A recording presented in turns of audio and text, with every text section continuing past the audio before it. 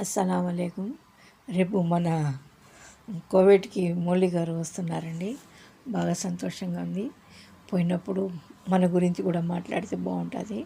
ఏమనంటే రెస్ట్ గురించి, రెండోది వచ్చేసి మనకు మనుషులు పంపించిన తర్వాత వాళ్ళని ఎలా మెయింటైన్ చేసుకోవాలా, జాగ్రత్తగా ఇండియాకి మనుషులను పంపించడము, ఇలాంటివన్నీ మాట్లాడితే బాగుంటుంది అనుకుంటున్నాను నేను. పాపం కోవిడ్లో చాలామంది ఇరుక్కుపోయి కష్టపడుతున్నారు. అల్లాదేతో మనం ఇంతవరకు బాగున్నాము, అది సంతోషపడాలి. సరేనా? అందరూ కొంతమంది ఏమనుకుంటున్నారంటే భలే కష్టాల్లో ఉన్నట్టుంది. అలాగైతే ఏం లేదండి. అలాగైతే నేను హ్యాపీగానే ఉన్నాను.